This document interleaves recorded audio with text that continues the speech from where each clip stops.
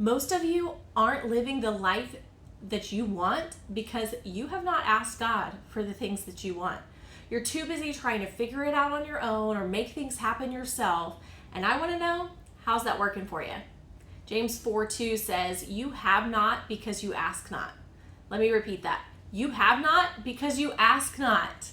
I was going to say in other words, but there are no other words to put it. It is as simple as that.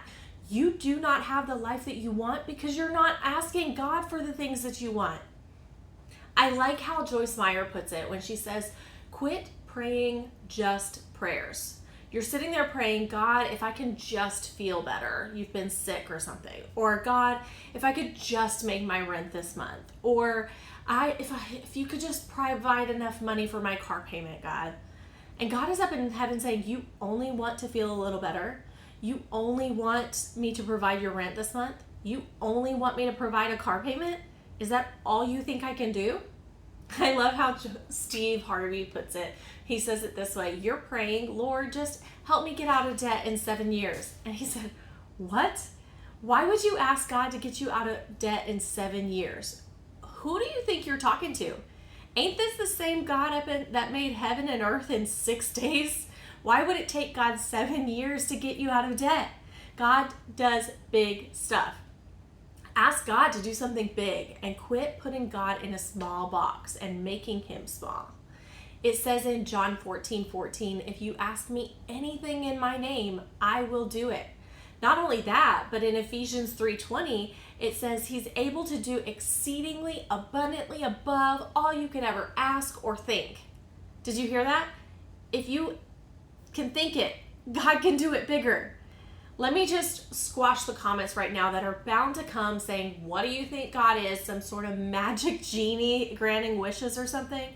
Well, no, but God is the one who said in Matthew 7:11, if you then, being evil, know how to give good gifts to your children, how much more will your Father in heaven give good things to those who ask him?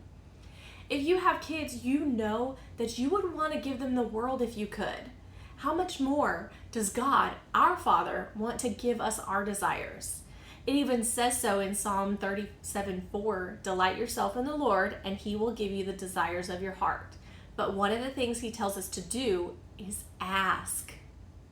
That's right, he wants us to ask. God desires for us to dream big, not because we are worthy, but because he is willing and able.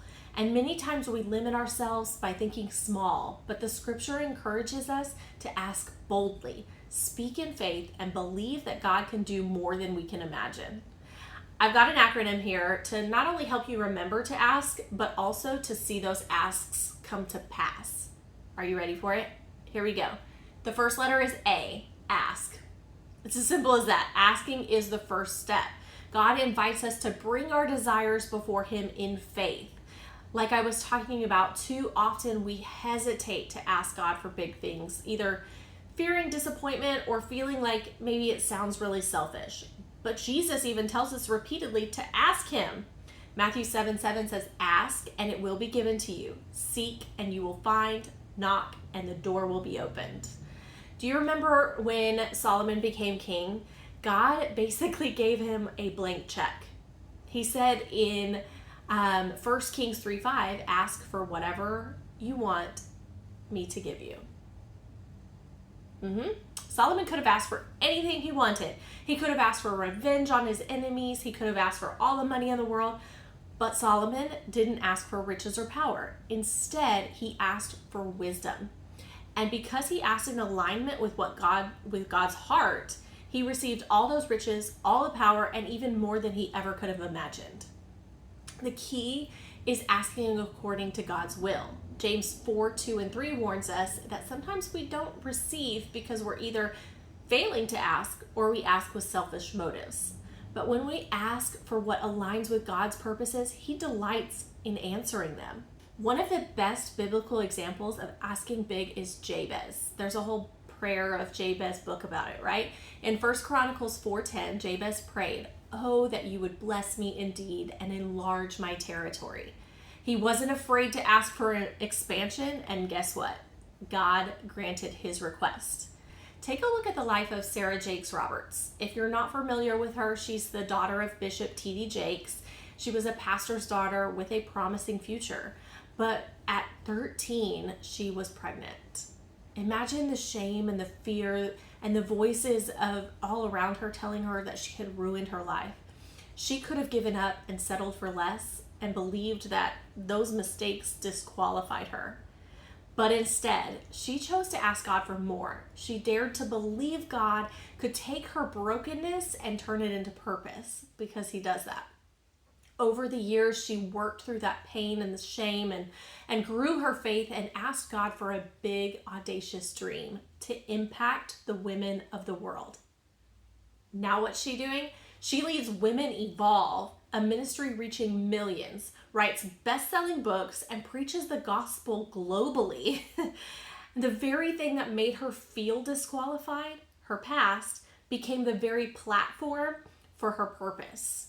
So let me ask you, are you actually praying about the big thing you desire, or are you just praying for what seems realistic?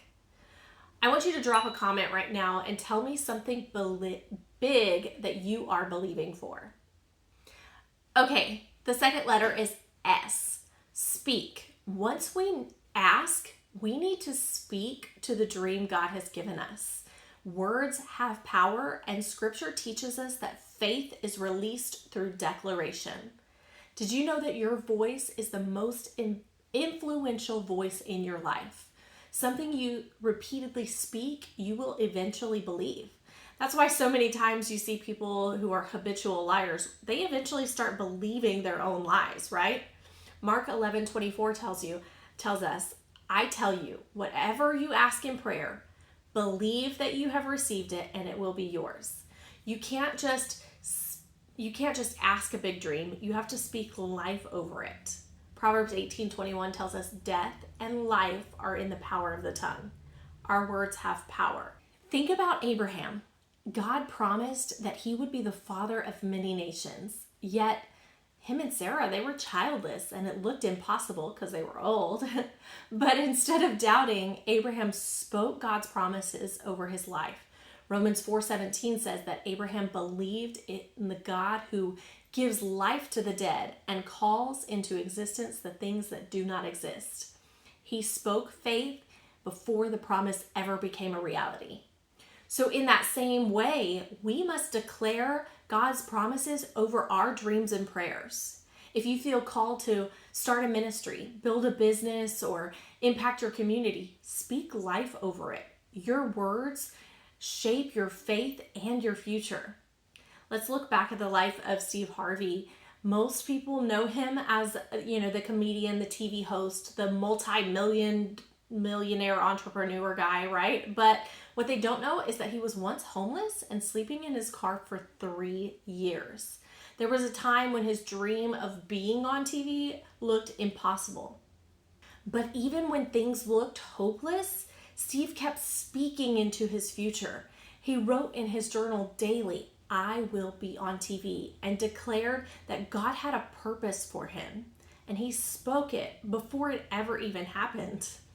I mean, look at him now. He's not only a successful entertainer, he also helps others through his motivational speeches and his faith-based inspiration. Listen, if you're asking God for a big dream, but constantly saying, I'll never get there, I'm not qualified, it's impossible, you're killing that dream before it even has a chance to grow. Get it? Okay. Now, the third letter is K. Know. You have to know. Faith is knowing, not just hoping, that God will fulfill his promises. You have to believe that God has put that dream in your heart, and if he put it there, he has the power to bring it to pass. Mark 11:23 and 24 says, Truly I tell you, if you say to this mountain, be taken up and thrown into the sea, if you do not doubt in your heart, but believe that what you say will come to pass, it will be done for you. So I tell you, whatever you ask in prayer, believe that you have received it, and it will be yours. Notice he didn't say hope or wish. He said believe. The story of Joseph is a perfect example. You see, as a young man, God gave him a dream that he would one day lead a huge group of people, right? But before the dream came true, Joseph faced betrayal, slavery, imprisonment, yet he never doubted God's promise. He was unwavering. He knew God was faithful even when circumstances looked bleak. And what happened? In the end, God positioned him as second in command over Egypt, fulfilling the dream far beyond what he could have ever even imagined, right? Similarly, we must trust that God is working, even when we don't see immediate results. When we ask, when we speak in faith, and when we truly know that God is faithful, we position ourselves to receive his best. There's a story about a man who worked as a janitor in a church, and he cleaned floors, he stacked chairs, and mopped the floors and cleaned the bathrooms every single day. But deep down, he felt a call for something bigger, that God had something bigger for him. So one day while he was cleaning, he whispered a bold prayer. He said, God, make me a pastor. It seemed ridiculous. He had no degree, he had no experience, and he had no platform. He was literally cleaning the bathrooms. But God doesn't call the qualified, he qualifies the called. Let me repeat that. God doesn't call the qualified, he qualifies the called. Fast forward to years later, that very same janitor became the lead pastor of that very same church. See, too often we limit ourselves because where we see ourselves right now, but God is looking for people who are willing to ask big.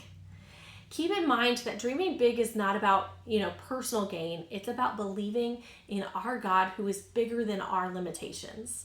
Whatever God has placed in your heart, ask boldly, speak in faith, and know that he is able. Okay, let's go through that acronym again. A, ask big. Don't limit God with small prayers. 2, speak life over the things you're asking for. Your words will shape your future. And K, know that God will do it. Stand firm in faith.